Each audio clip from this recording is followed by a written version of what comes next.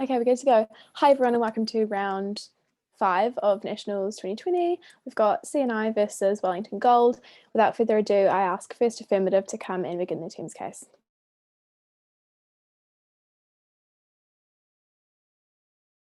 Thank you. The destitute and poor for far too long have been gated by wealth inequality, neutered by a lack of income, and disadvantaged systematically. We stand for those people socioeconomically disadvantaged. We stand for the obligation of New Zealand to ensure that its citizens are catered for and not dragged into the gutters of poverty and social inequality. What are our definitions in the debate today? We see universal basic income as being a form of blanket payment that's regularly provided to people, as I explained in our model, over the age of 18 by the government to all of its citizens that meet this criteria. So what's our model for dealing with this? When you become a legal adult at age 18, you qualify for this universal basic income. This will be a regular payment from government revenue in conjunction, we'd see this price being in conjunction with the living wage. This means that we're being able to design sustainability in people's livelihood, and we're prepared to make this higher cost because we think that these social benefits significantly outweigh possible economic harms. So what are our arguments in the debate today? Firstly, 3 things. The moral obligation to citizens that a government has. Secondly, and thirdly, Mel will bring you a split on the bias within the wealth system. What we'd also like to make sure is that within the parameters, we're focusing this debate within the context of New Zealand, but we note that a lot of these benefits can be translated to other countries. So let's look at this first point, this moral obligation. First of all, we think that the government has a really important onus to care for its citizens, and we think it's incredibly demeaning to support this when we see literally hundreds of school children going to school without shoes because they can't afford it, or people living under bridges and Māori people and Pacifica people being systematically disadvantaged. A lot of welfare systems are systematically skewed against different people, as our second speaker Mel will elaborate on. So this whole idea of cyclic poverty hasn't been really addressed by the government and neglected, leading to a really significant disenfranchisement of these people from lower socioeconomic backgrounds. So let's look at why people in these positions and how we help them. So we see this firstly through a lack of wealth, secondly in a bias in wealth inequality, thirdly a lack of funding and growth targeting by the government. So within our side of the house, what we actually get is we're providing an opportunity for people to really realize and authenticate a roof over their head, higher quality of food and nutrition, and more better living standards, as I'll explain later in my mechanism. But we think that it's important that we improve the standard of living these people as an obligation. So how do we actually support these, mitigate these issues, and improve people's status? Because when you improve and when you provide this universal standard of basic income, people of greater ability support high levels of lifestyle and goods, you're going to get a lower employment rate from greater productivity, as you allow those previously cut off from the workforce, such as the homelessness, to suddenly enter and think about work applications rather than whether or not they actually have a house to stay in for next week. Because people genuinely want higher levels of life. A lot of people aren't just satisfied with the bare minimum when they aren't given the opportunity to do so.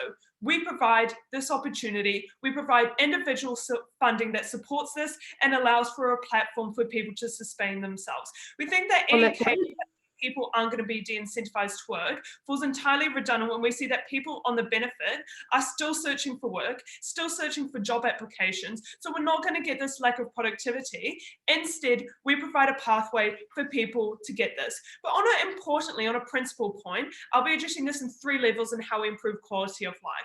So firstly, in people within state housing can now afford heating, for example. Secondly, those in average households can get slightly better living conditions, better food, and thirdly, in this worst case scenario, those homeless and on the brink of poverty now have a platform of which they can sustain themselves and reach adequate and sufficient levels of nutrition and housing. Because even in our worst case, we still think that we cannot ignore that relatively marginal gains have significant impacts on a lot of people. What are these impacts? You open up opportunities for better education, such as stationery, and children actually are forming uniforms to get to school. Secondly, we're going to get better mental health as a result. On that point, In communities shackled by low socioeconomic deciles, you've got providing greater wealth stability to these people and security, so they no longer actually have to worry about whether they can feed their family or not. It's a better communal engagement, wealthier children and environments, which is what we ultimately want for our society, and it's the onus of the government to ensure that this is mirrored. So I think it's really important as well that we provide the opportunity and pathway, and for many people who have been targeted by wealth systems, providing income and an equal platform for people to get there is the only way that we can do this. Secondly, on the economy. Currently, as it stands, we've seen social issues prioritised over economic debt. We've seen this already in the case of COVID-19, where the government subsidised and provided billions of dollars of income to sustain people's jobs and livelihoods. On that point, knowledge of the debt it would bring in. Yes, I'll take your POI. why would we give someone who makes $80,000 a year extra money when there are people who will be receiving less on a universal basic income than under a welfare state? We think, look, when we're addressing the different inequalities of wealth, by not doing anything and not providing this universal income, we're still allowing the rich to become, we're not actually people are still going to be richer on either sides of the house. Under your side of the house, you're providing no benefits to those disadvantaged. Our side of the house, we're providing this income for people to build themselves up from. Your side of the house does nothing to benefit these people, fosters wealth inequality. We provide a platform for people to rise themselves up to do so. So as I've said, we've already seen that the government does prioritise social and wealth stability over this debt, because you can't actually have a flourishing economy if you can't support the people within it. So under the status quo, the economy is severely disadvantaged by people of systematic targetisation, as Mel will elaborate further on. So while under side F side of the house, they'll claim a slightly better GDP, we don't think the government can stand behind this when the economy has been paved over by ignorance of poverty, homelessness, and destitution.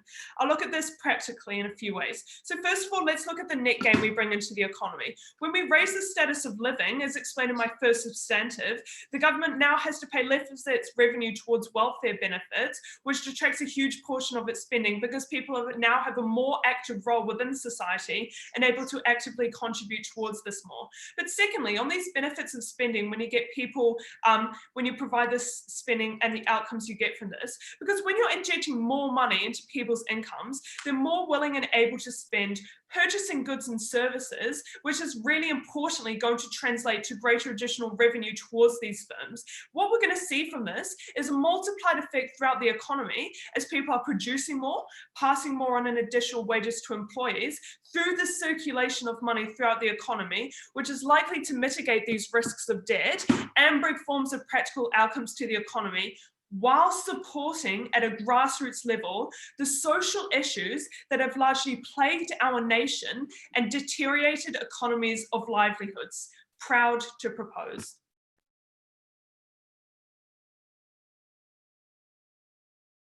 Awesome, thank you very much for that speech. I'd now like to invite the first negative speaker to start their team's case.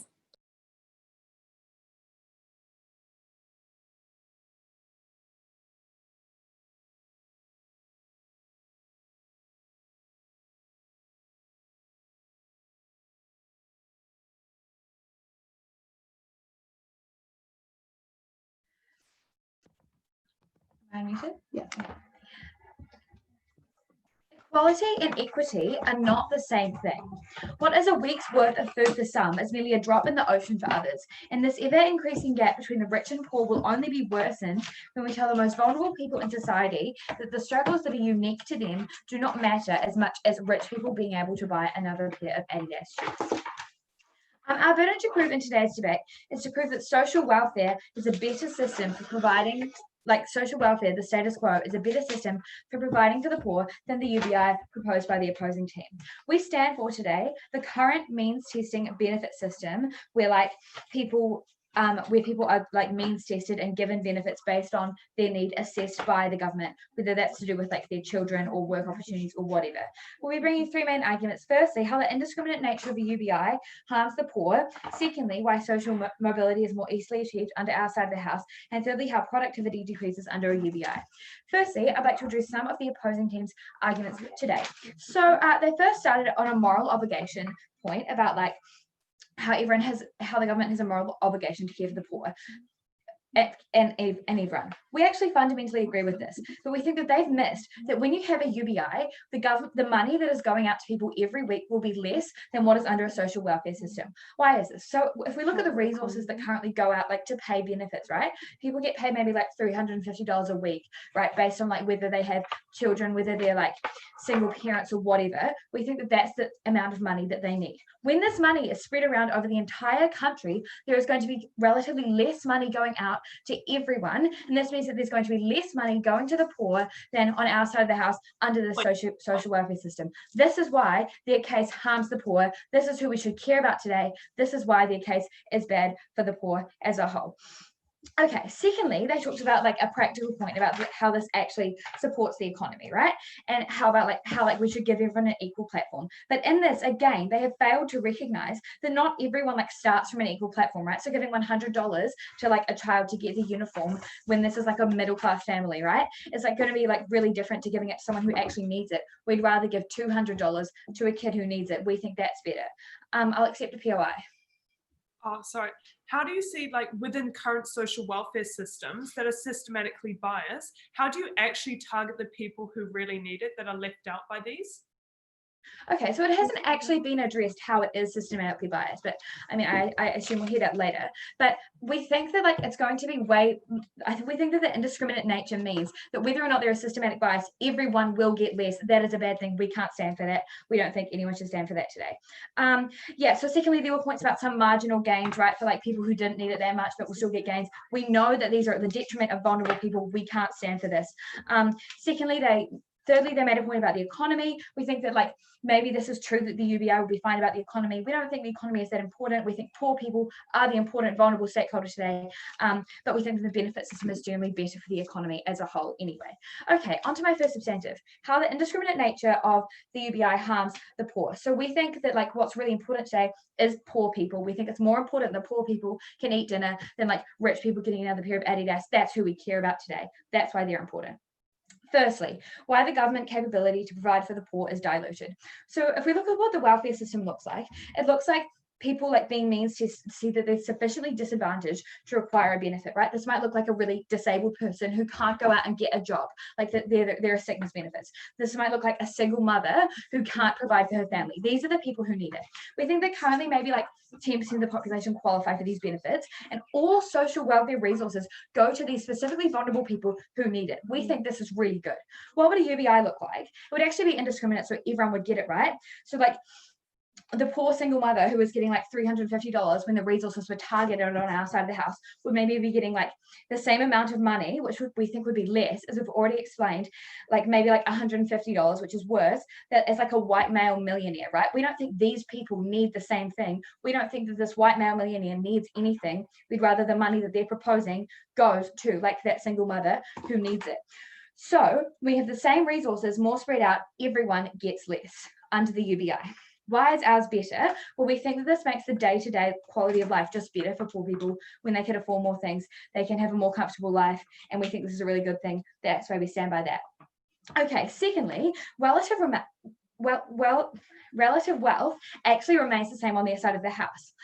So we think that the goal of social welfare is to close the gap between the rich and poor, and that's this concept of equity versus equality, right? And the UBI fundamentally does not achieve this, because if everyone gets $150, the gap between the rich and the poor stays exactly the same. Therefore, what is actually the fundamental purpose of giving this UBI to people who don't need it? Okay, so social welfare is a form of like wealth redistribution, right? So people largely like get what they need, right? Whereas when everyone gets $150 a week, like this means that like probably rich people are just going to be buying more things, right? So prices will go up because the rich people are going to be just consuming more. Like maybe they'll mean that like poor people can't buy a coffee anymore, right? Because this relative wealth has stayed exactly the same. There is no movement of like the wealth gap doesn't close at all. And so we think that this means that day-to-day life is worse for poor people because they can't enjoy like the simple pleasures that they will be able to when they have relatively more money given to them than people who don't need it. So that's why we stand by that. Okay, at the end of this point, we know that the UBI actively harms the people it claims to support, the poor people. And we know that when we don't target vulnerable people, we effectively ignore their unique struggles. And that's why we can't stand by this today. And when the opposing team came out and proposed a form of social welfare that only hurts poor people, they lost this debate today. Okay, secondly, onto my second substantive, why social mobility is more easily achieved when we have social welfare. At this point, I'm going to be discussing how the criteria of the benefit means that social mobility is far more actively achieved. Okay, so we think that while like living a good day-to-day life is important for people in poverty, being able to move out is equally important. That's why we care about that. Firstly, the criteria of the benefit encourages active choices, right? So to be on the benefit, you need to be actively looking for work. So this encourages people to better their lives, right? People have like a benefit officer who's there to provide a form of support. This does not exist under a UBI. UBI just goes out to people. There's no like incentive or like support for people to try and better their lives. We think this is a really bad thing. We think this encourages cyclical poverty. Okay, so because they don't have to fulfill that criteria, there's nobody encouraging them. So there's less support to gain social mobility. And on our side, there's more potential for poor people to like move out of poverty in the long term. Secondly, the UBI would reinforce intergenerational poverty. So when people are getting like maybe $150 a week, we think that probably like half of this is going to food, like some of it's going to rent, which they probably won't be able to pay because they're not getting any money, right? And like it's only going to go towards the bare necessities. The opportunity cost of this is the long-term social movement of these socioeconomically disadvantaged people. We think that when you're putting all your money into like food and rent, right, you're not going to be like putting any money away to maybe like let your teenager like go on a course at school, right, to be able to get any sort of intergenerational mobility, any sort of better opportunities for your family, right? We think that this means that like there's no sort of intergenerational mobility. This reinforces, again, cyclical poverty. Whereas with social welfare, we think that like with things like the benefit officer, you have structure, you have more money, which means you can just focus on the long term, right? Like put $50 a week away to buy your child's uniform. We think that you can't do that with UBI. We think that like being part of a minority looking to escape said minority, like you're trying to like move up into the middle class, right? This means that you have more ability to look at the future. We think this is a really good thing. And we think that this means that we can achieve social mobility. So at the end of this debate today, at the end of this speech today, that we know that the only house that protects poor people is outside the house. And thank you. Awesome, we thank the speaker for her speech. I'd now like to invite the second affirmative speaker to come and continue their team's case.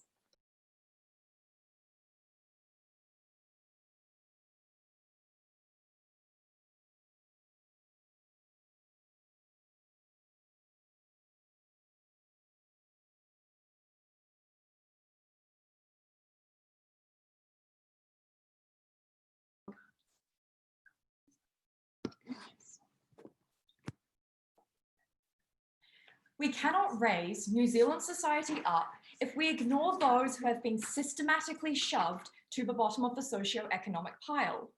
We should be ashamed as a country to see ourselves as developed when we leave so many lacking basic human rights despite already having welfare. Because what the welfare system is broken. Today on my side of the house, I will be explaining the bias within a wealth system and why this remains without the UBI, and also elaborating on why the welfare system itself is biased. No, the welfare income system, sorry. However, before I do this, I'd like to respond to the arguments made today. The main idea that has been brought up by Side Neg is that the welfare income we currently have is far better than the UBI we are proposing. Half of my speech is about this. I am going to get right into this. Welfare benefits have the possibility of bias. Mia has shown how many of the benefits we currently supply become redundant under the UBI. But the UBI is no small sum of cash and can replace the benefits for many people. The benefit system is broken. People who decide on benefits within the system, within bureaucracy, are subject to bias. They have the negative stigma that people on benefits are lazy. Despite looking for work, a lot of people who are in lower socioeconomic classes are viewed as lazy, are viewed as outcasts. These are all negative stigma. I do not agree with this because it is quote unquote free money. And they take the perspective of, they don't have the same perspective as these people in lower socioeconomic classes of going through the hardships they have been. They don't understand what they've been and why they are in that situation. They are in fact in a position of power in a system that actively discriminates against minorities. And I'm not just talking about race, but also disabled people or mentally ill people. So they come in with that stigma in a system that is actively trying to disadvantage On that people point, socioeconomic classes and take advantage of them. They come in with all of these negative ideas, and any predisposed bias that this person now has gives them an incentive to abuse power. It is incredibly difficult to on apply that point, income because of this, or any kind of income. I'm not just talking about welfare incomes, but I'm also talking about if you're disabled and you apply for extra benefits because of that, if you have a mental illness. So the income system itself is biased and broken. Ours, in contrast, on isn't. that point, Element of bias because it is given to everyone. We think that also this is a good thing. They have largely said that it's an issue, that it is being diluted down, and that all levels of New Zealand society are on that being point, to this UBI. We do not think this is an issue. We think it is good that this bias is no longer in existence, but also that maybe, for instance, there are people who now can afford basic human rights, such as food for them and their kids, such as on that point, maybe even a heater in their state-owned home. But we also think people who have lower income, somewhat stable jobs, can benefit in general from just a more comfortable state of living.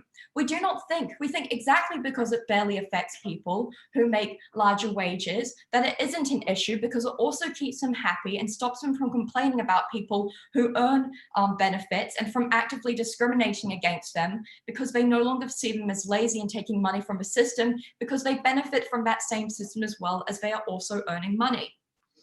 So moving on, they also said that like this whole idea of like how the gap between the rich and poor stays the same. So people who are poor, quote unquote, actively can't partake in the wealth system because of a lack of human rights. They are struggling because they cannot get food. Sorry, everyone, we're just going to have to stop the debate. I see that Maddie's dropped out.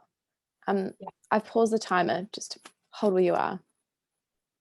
Maddie.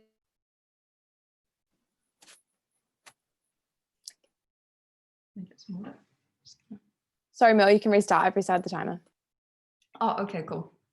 So the gap between rich and poor stays the same. So people who are poor actively cannot partake in the system because they are worrying about everyday basic day-to-day needs. It is very hard to go and seek a job when you have people actively discriminating against you because they know you are in a lower socioeconomic class and they see themselves as being above on that point, not lazy, and they don't see themselves as being like these people. So they're alienating these people from the system. So it is hard for them to actually get in the system in the first place. On our side of the house, we provide money for the basic human rights that allows them to raise themselves to the same level as everyone else on the lowest possible way, and then get involved in the system and work themselves up.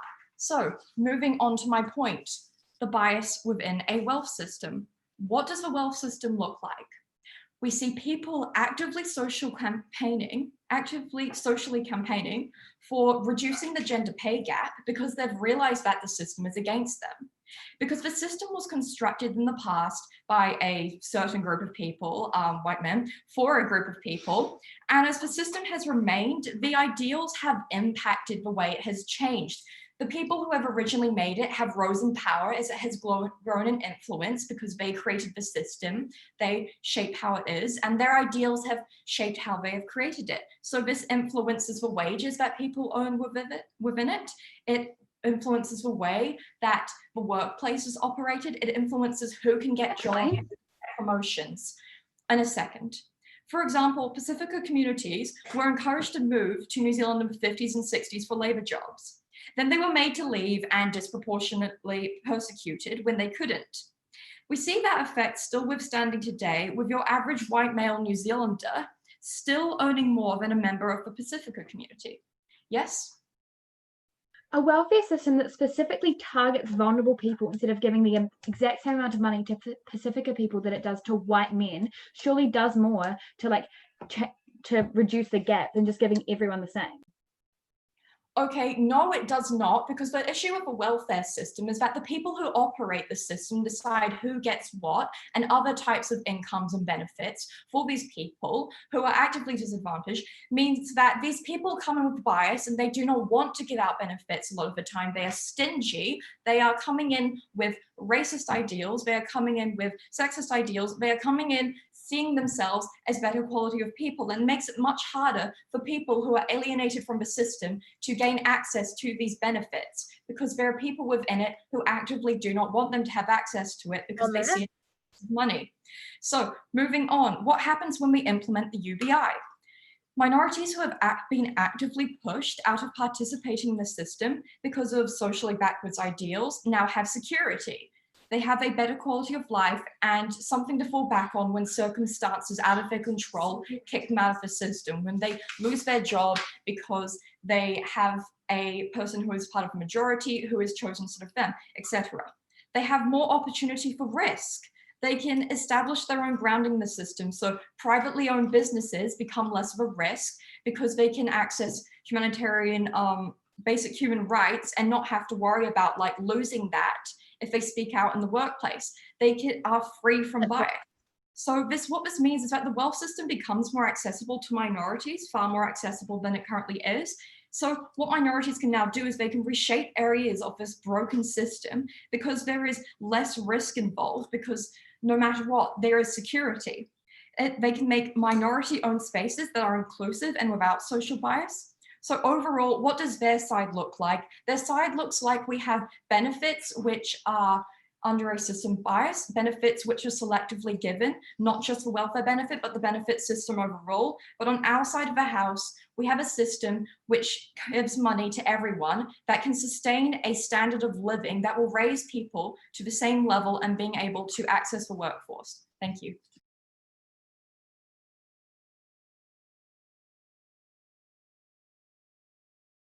Awesome, thank you very much for that speech. I'd now like to invite the second negative speaker to continue their team's case.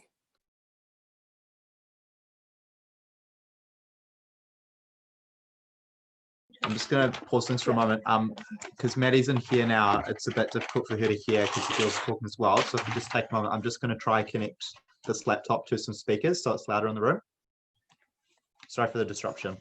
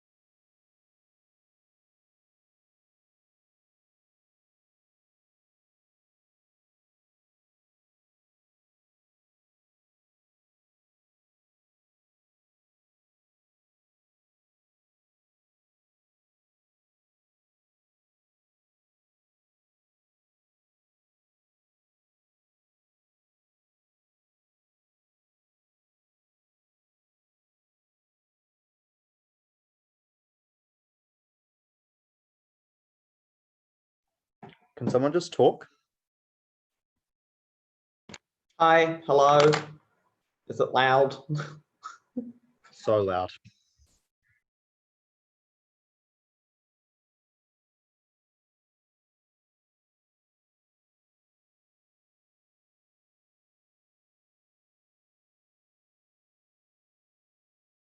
Sorry about the hold up. Good job.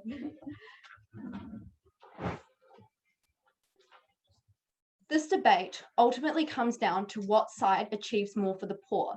We clearly told you at first that we are fighting a case about equity over equality, because we understand that to get equality, you need equity in the case. For example, if you are a Māori citizen who is working 3 jobs just to make a living, you need more and help and support from the government than someone who is a middle-class citizen. And for them to be equal, this person needs more money to be on the same scale and level earning as a middle-class person. And ultimately, when we give them something like the welfare system and the benefit, this Māori person now only has to work 2 jobs instead of 3. And that is the impact that we bring to you today on our side of the house. We make sure that they don't have to work as much, that they get the correct amount of money, and it makes a difference for them in terms of having more family time, being able to feed their family and having a good life. That is what we're trying to do today, uplift the poor. So 2 arguments we're going to bring to you today in rebuttal. First, on what side better supports the poor. Secondly, we're going to address what the economy looks like under our side. Then finally, I will bring to you in my split what happens when productivity decreases with the UBI. So first, let's talk about what side better supports the poor. We clearly told you at first that what currently happens with the UBI is that the poor are only going to receive $50 instead of a $180 budget a week from the benefit. This is because when the government is now giving all 4 million people in New Zealand the same blanket amount of money, then a select maybe 1 million of people who need that particular help. So what happens is government resources are stretched out, and therefore the poor are getting less under the UBI. And what this means is that under the UBI, they're supporting a world where the rich get a new handbag, whereas the poor can't even afford to put food on their table. That is the sad reality we are facing. So what did we tell you about the welfare system? We clearly told you that it has a criteria that ensures that the most deserving get it, which I will talk to you later in my defending the benefit. But secondly, we told you that it's actually an effort to get the poor out of poverty. We have more support to find work, and we actually target the poorest people. So what did they come and tell us? They told us that the benefit has 2 issues. First, they said to us that it disincentivizes poor people from getting jobs. And secondly, they told us that it's a systematic bias. So first, let's address what they told us about how it disincentivizes poor people from getting jobs, what they told us at first. We think that to get the benefit in the first place, you have to have a set level of criteria. This is something like showing that you are a single mother or showing that you are actively looking for a job. So first of all, we know that they are going to try to get jobs under the benefit. But secondly, we think that people generally don't want to be on the benefit. They don't want to be poor. They want to uplift themselves, and they don't want to have to just live off of the basics. So we think they will try get off of the benefit and try and uplift themselves, because generally it is embarrassing to be on the benefit and they try and help it. But at the same time, we still prefer the benefit over the UBI. Then secondly, let's talk about the systematic bias that they told to us. They said that basically they won't give money to the poor because they look lazy, or it's biased. This is really understatement of what the whole benefit is, because the whole entire purpose of the benefit is to help people. So we generally expect people to work there. The people that work there generally want to help people and give them needs. We also think that these people are highly trained in the first place. They are compassionate to Māori people who are there because of an effect of colonization. They care about these people and want to help their lives. But secondly, if this really was the case and that there were issues going on within the benefit and it was biased, we think it would be recognized by now, and there would be a huge outburst, the government, on how fair this is to the poor people, because people are generally compassionate towards them. We don't want to live in a society with poor people because it's generally sad to the public. So there would have been an outlash from the public, which we haven't heard. Finally, let's say even if, let's take them at their best, that these people are lazy and they don't deserve to get that they don't get the benefit because of this. We think that even if these people taking the these people who work for the benefit think these people are lazy, we think that gives the poor people motivation to get a job, to prove them wrong, to uplift themselves. And that's why we think that under our side, we actually help the poor. Finally, let's address this point of how the rich treat the poor badly. So first of all, we think that generally the richest people actually agree that we need to give the poor more money. This is because they know that to uplift society as a whole, we need to uplift the poor people in the average standard of living and the annual income. But secondly, let's say if they do, we think that under their side, they still treat the poor badly because the poor are not uplifted. They get less than what they do on the benefit, like we clearly told you, and the rich are still going to be mad at them because their tax money is still going towards the poor people. So they don't get any of those benefits they said. The only argument left standing under this point on what side better supports the poor is this part of how the middle class can start businesses. We think this is a marginal benefit on their side and it's not going to win them the debate. But secondly, we think that they can probably do it anyway under the status quo, and that's why that doesn't stand. Yes, I will take you. Hi, so how do you see people being able to access the job market if they have no benefit or job because of systematic bias and they are suffering because of this? We clearly gave you mechanisms. We clearly gave you mechanisms as to why there is no systematic bias within the benefit, and we actually think that the benefit actually actively tries to uplift them from being poor, whereas you make everyone on an even scale, but it's actually not even. It's the class, the rich staying up here and the poor staying here, and you just move the scale up in terms of annual income, but it doesn't change the difference in their separation in class systems. So overall, under that point, we've clearly shown to you that the poor gets more support under our side and they can uplift themselves. So let's quickly address what the economy now looks like. They said under their side at their first speaker that what they do is, what they get with the UBI is that all they get is they keep the rich rich and the poor poor. There's no equality and there's no change in scale because generally everyone's getting the same amount of income. Everything's going to stay the same. That's the laws of inflation. What we told you is we give more money to those who need it in terms of the poor with the benefit and with the help of services. But secondly, they told us like there's more money into the economy. People get more income, which means they can purchase more, which we clearly told you at first and they haven't addressed is another effect of this is that what happens is the rich can buy more with their extra $50 and the poor can buy less because they're just getting food. And what it means is that the rich actually drive the poor out of the consumer market, which is another negative effect that they have to deal with on their side. So overall today, we've clearly showed to you why the benefit is the better way to go, and the general welfare system means that we actually target the poor. We make sure we actively try to uplift them in society, and we ensure a better future for the poor in today's debate. Thank you.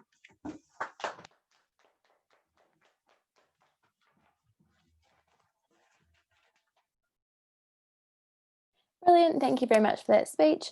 I'd now like to invite the third affirmative to come and continue their case.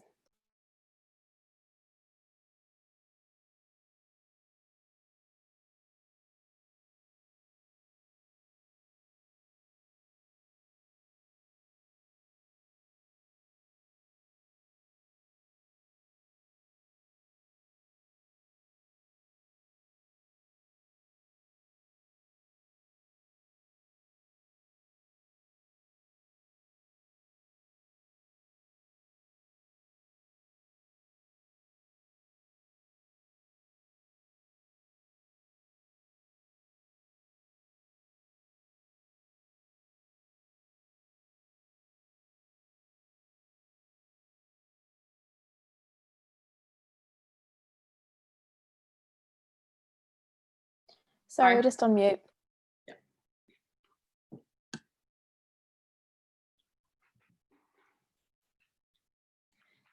Point where the government is not adequately supporting the people it owes a duty to, when people in New Zealand, a developing country, are living in destitution, unable to provide nutritional food for their children or adequate clothing, without housing or access to healthcare, largely unable to reach out for help because of how hard the welfare system is to access, inherent bias in the system, and the stigma associated with it, as it is in the status quo, we believe that our side of the house has won and NEG has ultimately lost. I'll be discussing several things today, all to do with how this policy would affect society. So firstly, I'll be talking about the relative wage gap. Secondly, I'll be talking about people living in poverty, and within that, social incentive to work and social mobility. And thirdly, I'll be talking about quality of life for everyone and which side of the house improves that. So firstly, I'll be talking about the relative wage gap. So a central difference between our team's case is that while we both believe that it's the onus of the government to protect poorer people in society, on our side of the house, we value inherent equal treatment and our moral obligation On is that to point, equally. So what we do, as we've explained, is we remove the bias of the welfare system because this income is universal. So we remove that access of issues for poor people. On that point, Remove the stigma of the welfare system or of having help from the government because everyone is entitled to this help. And thirdly, in principle, we recognise that the equal state of all citizens, or that equality of opportunity to all citizens is part of the obligation that the government has to these citizens. So we acknowledge that there will always be a wealth gap as we are living in a capitalist society. But what we are doing is that we are providing money without stigma, without bias, that will be used by the financially disadvantaged people as a means to be able to improve their lives. This looks like not having to worry about your child's meal and therefore perhaps being able to a few more job applications. This looks like having to worry less about rent or being able indeed to have an address in the first place and therefore being able to get bank details and therefore being able to apply for jobs in the first place. This looks like very, very, very real differences that can be made in society that make a difference to people at the bottom, but without to people that are financially disadvantaged, but without stigmatizing them. So on this point, a lot has been spoken about how government resources are more spread out. However, we never stated that we'd exclusively be using finances from the welfare system in this scheme. Secondly, I'll be talking about people in poverty. Primarily to do with accessing benefits, because both sides of the house have acknowledged that people living in poverty and living in cycles of poverty need help in monetary form in order to improve their lives. Their point is contingent on the fact that under the status quo, poor people are targeted and are helped. And we see that in real life. This is absolutely not right. We see that 20% of children are currently living below the poverty line. Not being helped in that way. We see that certain minorities are disproportionately likely to be financially disadvantaged. So we see that this is not working. Here's why that's wrong, 2 reasons. So a small fraction of AFS more financially disadvantaged people are targeted by wealth schemes.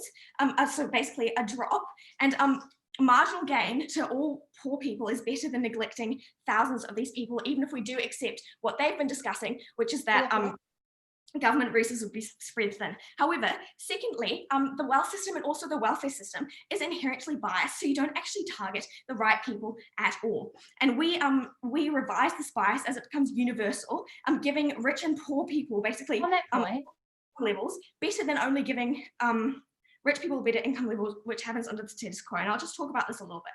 So if we take certain minorities, racial minorities that have been historically abused by government systems, they're more likely to government systems, and they're less likely to engage in those systems, such as the welfare system, and they're also less likely perhaps to know how to engage with those systems. So AF's response to this was, NEG's response to this was basically that, people working in welfare multi people. We think that is absolutely not a response to this point. We think that these systems are inherently hard to engage with if previously you've been targeted really, really in a negative way by government systems historically.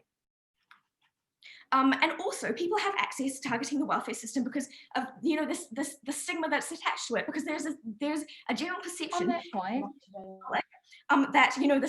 this is wasted money, or it's money that you don't deserve, and you'll be looked down upon because basically you have it. So it discourages people from accessing this help, which does absolutely not, and this harm does not exist on our side of the house. Not only does it discourage people from trying to access this help in the first place, but also it actually creates a really negative impact on mental health, self, and the viewing of self that people have that have to access these systems ultimately, again, a harm that I'll talk about later that doesn't exist on our side of the house. So thirdly, I'll talk about incentive to work. So they basically said that the people on the benefit will be embarrassed that they are on the benefit, this is their words, and that will literally shame them into working. And we do not think that this is a humanitarian response. We do not think that this is an adequate response. We see that the benefits on their side of the house about how and by giving people money in some way, you're giving them an incentive to work. We see that that actually stands on our side of the house, but without the corresponding shame and difficulty in accessing this money. And we also see that on our side of the house, again, without this shame, you're giving people the opportunity, you're giving people kind of a kickstart in order to do this. So on social mobility, they basically stated on their side of the house that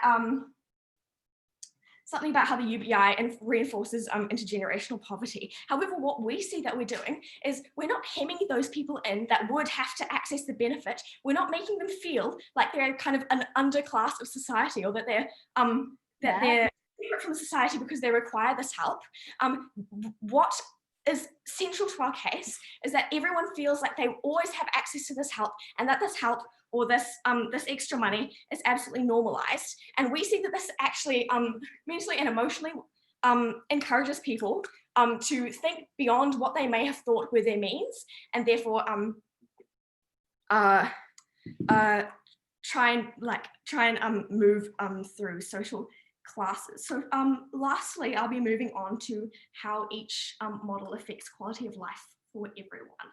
So consistently, the negative team has ignored that financial pressures are almost universal, even in quite a wealthy country like New Zealand, which we haven't done in our side of the house, and that we're not just talking about either the poor or the uber rich here, but they basically, what they basically have been discussing is that if rich people are consuming more, this will affect what poor people can afford. And they didn't really provide many mechanisms behind this, and many economic mechanisms. But either way, if they claim rich people can now buy, a handbag, we don't think that's actually sufficient enough to drive prices up to the extent that poor people now can't afford a cup of coffee, both of which were examples brought by the negative team. What we see is that now even people that may be considered middle class now can afford little extra luxuries that improve their quality of life, even marginally, improve their happiness. We see that on our side of the house, less people feel shamed, and equality stands. Thank you very much.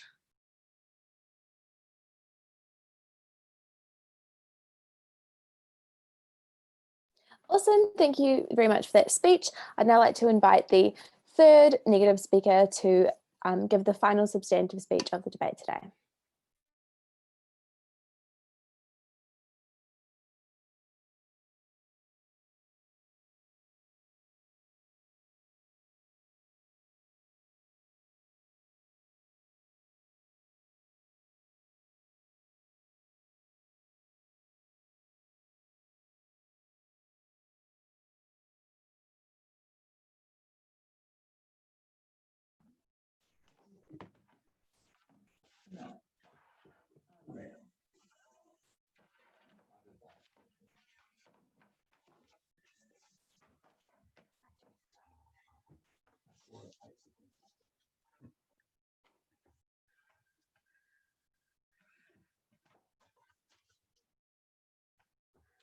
The inherent truth of a universal basic income is that anyone receiving it is going to receive less money than anyone on the welfare state. We told you that at the top of our first speaker's speech, and we gave you mechanisms that include the fact that the government has to dilute their pool of resources, and they therefore have to give money indiscriminately to people who don't need it. That takes money directly out of the pockets of poor people, of people who cannot work, who actually need that money. And the point at which the affirmative team failed to recognize that was the point at which they lost today's debate.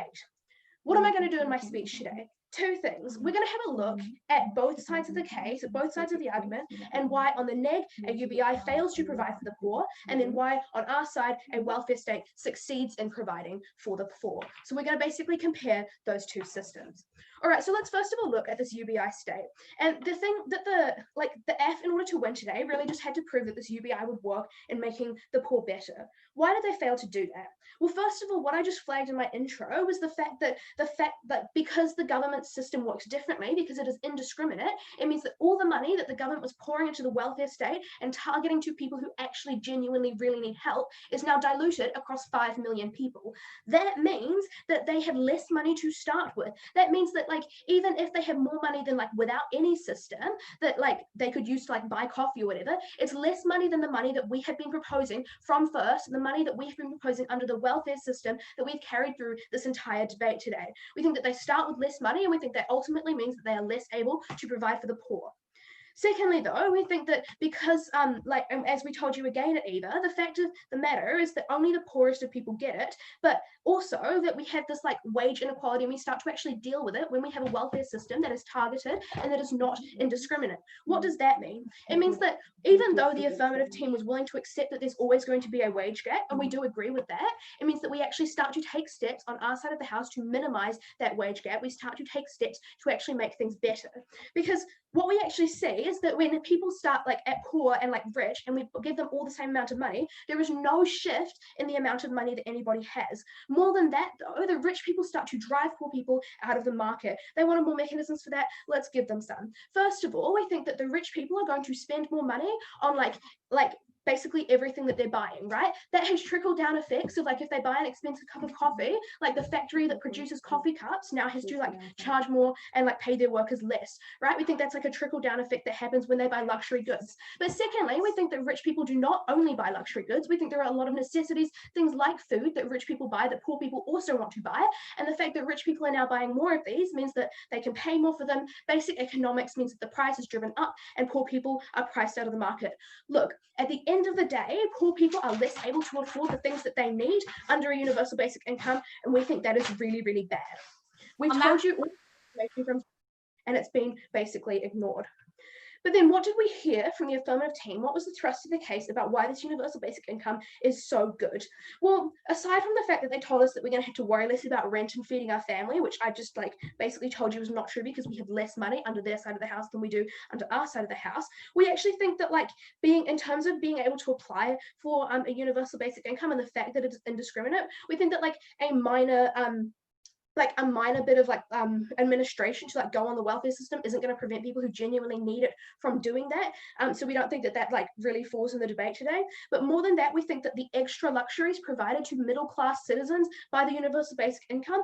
First of all, we think that the middle class just doesn't matter in today's debate. We're concerned with people who literally can't afford to pay for their children to have food.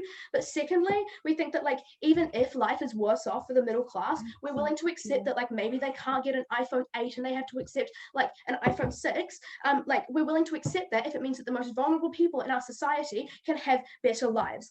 At the end of this point, we see that the UBI fails to provide for the poor at the point at which it gives them less money than they started with and less money than they would get under our side of the house. In addition, it doesn't provide any significant benefits to any other sects of society, including the middle class. We think that in order to win this debate today, the affirmative team had to prove that this UBI would work. They were unable to do that, so they have lost this debate today. But then moving on to my second point, how does a welfare state, the comparative that we have proposed under our side of the house, actually succeed in providing for the poor? Because this is where we win the debate today. Now, the key, we've heard a lot of attacks on the welfare state from the affirmative team throughout the debate, and the main one of these was to do with bias, and they had 3 different stages of bias and discrimination. The first was about bias in terms of getting welfare, right? They said it doesn't target the right people, can't historically abuse people who don't get it, and they don't know how to engage. A couple of reasons here. First of all, we think that a Māori family is going to engage with the government at the point in time where it gives them money to feed their children. We think that, I'll take you in a sec, we think that even if they're principally against it, when they need to feed their children, they might make decisions that they are principally opposed to in order to actually keep their family alive. Yes.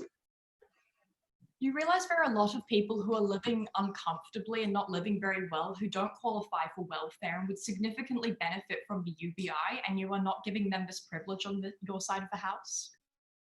Right, two responses here. First of all, we think that actually this debate isn't concerned with those people in the middle class, and we think that the more important people are the people who genuinely really need help. Secondly, we think that any benefits to the people who are just like living slightly uncomfortably and getting an iPhone 6 instead of an iPhone 8, we think that those are the kind of benefits, and like that money going towards the really poor people who cannot feed their children is more important. At the end of the day, we're willing to accept that some people might be slightly less comfortable if they do not have a universal basic income. We think that is the status quo. We think people are working their way out of that middle class situation. And we think that ultimately these poor people are who we care about in the debate. So getting back to this idea of historically abused people and the burden, we've talked about why principally they're going, like their principle doesn't matter at the end of the day if they need to feed their children, so they're not going to disengage with the welfare system. But secondly, we think they are always going to know how to engage with the welfare system, because like if you don't have food, if you really genuinely need that money, you're going to go and look for it. You're going to try and find ways to access the benefit, right? We think that that's just something that every New Zealander knows exists, and they're going to go and find it. So we think the notion that they don't know where to get it from is ridiculous.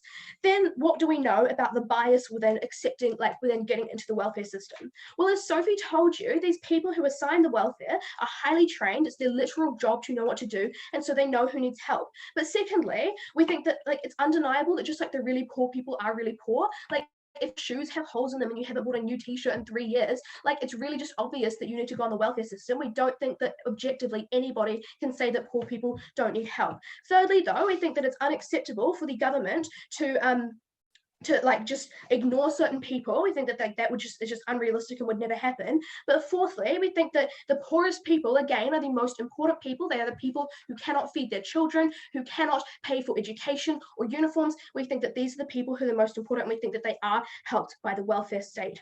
Finally, then, on discrimination and stigmas against people on the benefit, we think that first of all, discrimination exists under people, exists against people who are poor on the affirmative team as well. We think that the majority of people don't know where your money comes from. You don't walk around with a sign over your head that says I'm on the benefit. We think that people discriminate against poor people when they can see that you have holes in your shoes, when they can see that your child hasn't shown up to school because like you can't drop them off because your car is out of petrol, right? We think that those sorts of discriminations are not exclusive to our side of the house. They exist in any world where discrimination exists, which is literally every world. And so at that level, we do not think that there is any benefit that the affirmative team can propose to us. Look, we told you that a welfare state is the best way to provide for the poor. We stand by that at the end of this debate. We think the universal basic income has fundamentally failed. Thank you.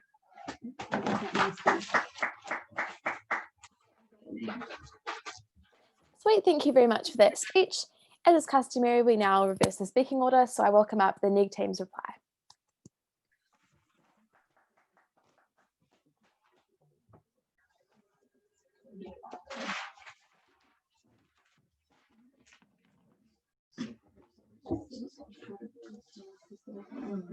Both teams set out to support the poor today.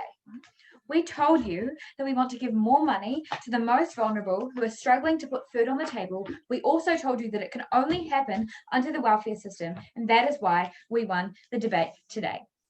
A couple key questions today. Firstly, why a UBI is structurally more harmful to the poor than a welfare system. Secondly, is there inherent bias in the welfare system? If we look at the first point, why a UBI is structurally worse for the poor. Okay, so we told you right from first that more money goes to the more vulnerable people under our side of the house because there will be more resources targeted to the most vulnerable people. That has stood through the entire debate today. Off that premise then, why does that mean it's better for the poor? Well, we think that largely just like more money going towards them so they can have better lives is better for the poor as a whole. We also told you what happens under a UBI. When you give everyone $100 and everyone has not come out from like an equal premise, right?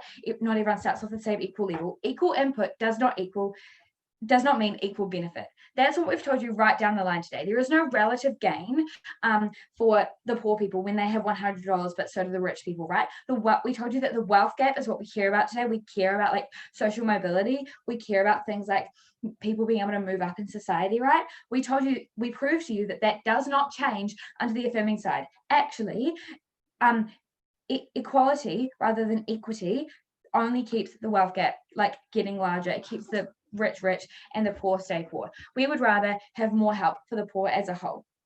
Okay, we also told you that like when the rich have more disposable income, what they're going to do is they're just going to like go out and buy more things, right? Because when you have more disposable income, you buy more. We told you this at first. We told you that prices are like going to be like driven up. We told you at Sophie that poor people are just going to be like driven out of consumer market, which they're already really vulnerable in. And we think that this is like a just net harm that like that the earth needed to deal with today.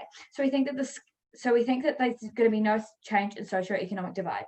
The last sort of point about the welfare system, not like totally related to this, but like it was like brought up is the middle class. We think that we told you at Sophie and at Izzy that any marginal benefits to the middle class are not proportionate to the harms that come when poor people get $100 a week and can't like put food on their table. So at the end of this point, we see that the UBI system is structurally worse for the poor than the benefit system that we're proposing, so we won that point. Okay, secondly, there was this point about whether or not the welfare system was biased. So the opposing team painted this picture of a welfare system that was like didn't want to give money to poor people and like was really like stigmatizing and really difficult to access. We gave a few mechanisms for why this wasn't true. Okay, firstly, we told you that like the purpose of the benefit is to help, right? And we think that if you're someone working for like WINS, right, you're pretty trained in like who is poor, who needs help. We think that we told you that didn't stand. Secondly, we told you that it probably wouldn't be that difficult to access. We gave a few mechanisms about how like there's no true evidence of people like feeling really discriminated because we would see things like protesting. We think that everyone knows what the benefit is. And thirdly, there was like a point about stigma, right?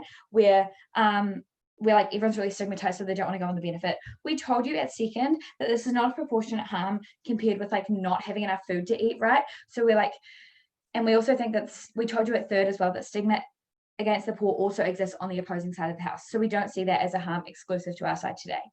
Secondly, lastly, there was a little bit of discussion around like whether or not everyone should get this benefit. We've told you right from the start that the point of the welfare system is to target the most vulnerable. We think that we told you that it was a trade-off that we're willing to make if some people don't get a little bit more money compared to the most vulnerable going without what they need. And that is why we have proved that the welfare system is not biased either. So at the end of this debate today, we've seen that we've won both of those points and we have proven that a welfare system is structurally better for the poor as a whole. Thank you. Okay. Awesome, thank you very much. I would now like to invite up the affirmative team's reply, the very last speech for the in-rounds of Nationals 2020.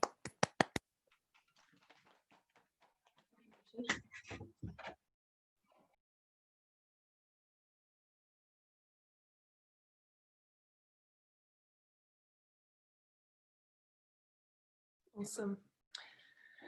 Side Av couldn't prove it, side Neg couldn't prove equity over equality today when they ignored that under the status quo, a huge portion of New Zealand's poor are damaged and discriminated by. We reject the status quo that still supports hundreds and thousands of these people who don't fit Neg's idea that you have to be homeless in order to be poor, because we accept the poverty, the nuance within poverty. We support people, we reduce this bias. We think it's really important, first of all, to mention how Neg has mischaracterized our model when we told you, first of all, that we aren't taking away from welfare payments, which was a huge part of their argument. We've told you instead we're taking from government revenue, and why the sacrifice for social benefits and economic debt is realistic. And also, we had no response to our living wage standard mechanism to ensure that poor people actually can get their cup of coffee because their incomes are sustainable under their rate of inflation. There wasn't any response to this. So 2 points of clash in our debate today. Firstly, who actually helps the poor? And secondly, who improves the average quality of life within New Zealand? So let's look at who helps the poor. We heard a lot from Neg that, look, government is stretching their resources thin, which means that rich people are going to afford more while poor people can't. Not only, so here are two responses for this. First of all, we told you at second and at first how difficult it actually is for under the status quo people to affect welfare systems. And even if you are affecting poor people, you're affecting a really small part of these poor people that make up New Zealand. And secondly, there's an inherent systematic bias within the welfare system that we eliminate under our side of the house, because we think it's better that people get maybe marginally less, but we're getting more people rather than just targeting a few people on a systemic bias. We can't stand for that. So on this point of who helps the poor as well, we had this whole idea from Nick that there's a small class of uber rich who have this immense economic influence that can push prices up significantly. Not only did we tell you that this actually just isn't true, but our whole point upon the living wage supports that people can afford more, and the whole idea contradicts their statement that people aren't getting enough financial help anyway under the status quo. We think it's really important to tell you that actually the poor aren't being helped under the status quo, and that actually providing a universal basic income gives practical and tangible outcomes to all variety and facets of those in New Zealand. We gave you examples of those in state housing. We gave you those of the average middle class, which we still think are important in today's debate, and about, importantly, how we help those on the brink of destitution and poverty when you can get an address, when you can afford food, because not only do this, but we get all of NEG's benefits that they try to claim, but we get this to everyone within New Zealand. We don't just push this aside to those disproportionately affected and targeted. So within this, on a second point of question, who improves the quality of life, what we're getting is we're getting broader, more general and targeted improvement of life when all people are able to practically build themselves up to a really high standard. And we think their whole idea that people are going to be lazy and unproductive completely falls out, which we told you first, second and third, because people genuinely want increased status of life. And they told us, which conceded with our point, that under the benefit, people are still seeking job opportunities. So we think that actually we're giving people the pathway and the opportunity to pursue a higher quality of life, to pursue issues of not having to worry about whether they're going to feed their family or not, but can now focus on really important communal engagement and actively contributing to our society. We were the only side of the house that provided this to the majority of New Zealanders, and we were the only side that recognises that this does not happen under the status quo. So proud to propose.